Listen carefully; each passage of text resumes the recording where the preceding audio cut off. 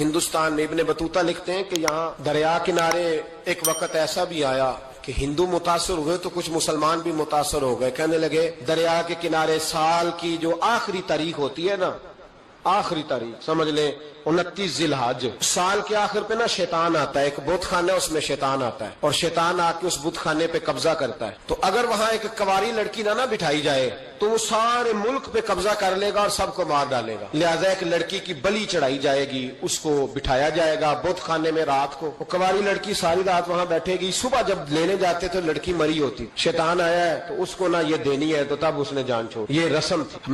میں اکثر کہتا ہوں ہمارے تو جو دروازے پہ بھیک لینے آتا ہے وہ بھی قسمت کا حال بتاتا ہے. جس کی اپنی قسمت خراب ہے کہ مانگتا پھر اپنی قسمت کا یہ حال ہے کہ در در کا بھکاری ہے، قسمت کی حال بتاتا ہے. اور کئی دفعہ سونا بھی ڈبل کر دیتے ہیں. وہ پتہ تب چلتا ہے جب سنگل بھی غائب ہو جاتا ہے. خدا کا خوف کریں، یہ قسمت کا حال بتائے گا جو روٹیاں مانگتا ہے.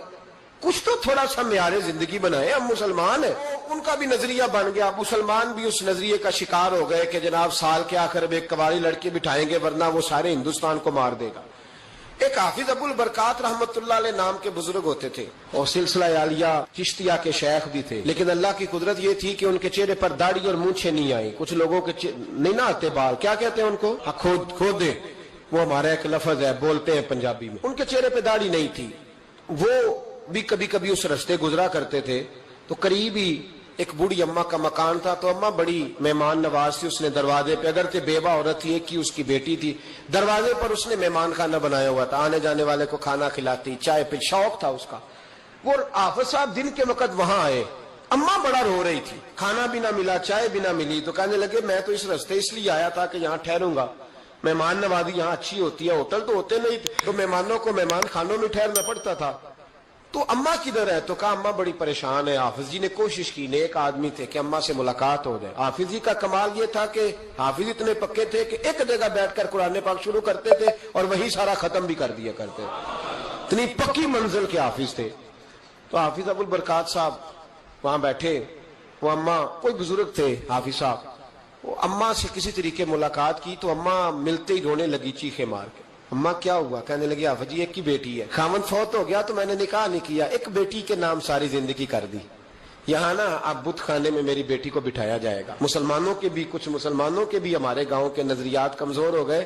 یہاں بچی کو بٹھایا جائے گا اور سویرے وہ مر جائے گی میری بیٹی. قرآن اندازی ہوئی ہے تو میری بیٹی کا نام نکل آیا. اب بیٹی کو جانا ہی پڑے گا. یہ ہمارے ان کچھ علاقوں کا طریقہ ہے.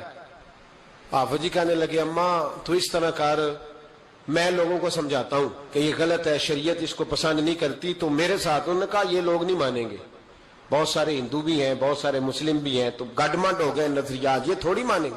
حافظ جی کہنے لگے اماں پھر ایک اور حل بھی ہے، میرے چہرے پہ کون سا داڑھی ہے، تو بیبیوں والے کپڑے مجھے دے، آج میں بیٹھتا ہوں وہاں دیکھتا ہوں کون سا شیطان آتا ہے. عقیدہ مضبوط ہو نا. اقبال کیا کہتے ہیں ارادے جن کے پختہ ہو، نظر جن کی خدا پر ہو، تلا تم خیز موجوں سے وہ گھبرایا نہیں کرتے.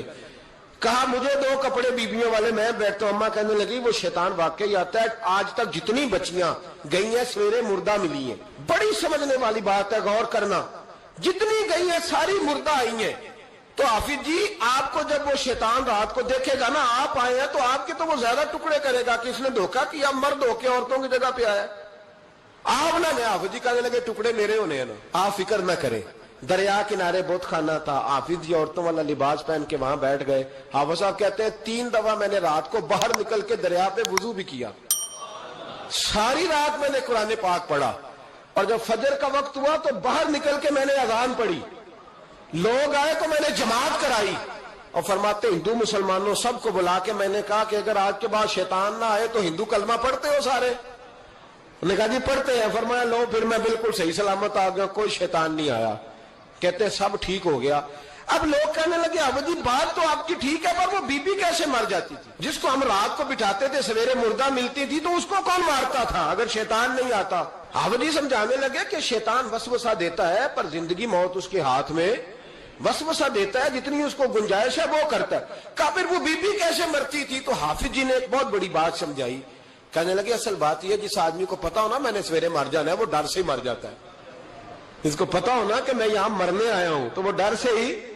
فرمانے لگے اس کا عقیدہ کمزور ہو جاتا تھا، وہ نفسیاتی طور پر سمجھتی تھی کہ میں نے مرنا ہی مرنا ہے. تو خوف ہوتا تھا, کوئی قریب نہیں آتا تھا, دریا اور جنگل دائیں بائیں, تو صبح تک اس عورت کا دل بند ہو جاتا تھا, تو وہ خوف سے ہی اسے کوئی شیطان نہیں مارتا تھا. تو فرمانے لگے جن لوگوں پر خوف طاری ہوتا ہے نا, انہیں کوئی بھی نہیں مارتا, وہ اندر کے خوف سے ہی مارتا. اندر کے خوف, بہت سارے لوگ ایسے ہیں جو نفسیاتی طور پر مر گئے, اندر کے خوف سے وہ لوگ مر گئے, اس لیے کہ وہ اپنے آپ کو مضبوط نہ کر پائے, اندر سے مضبوط کریں.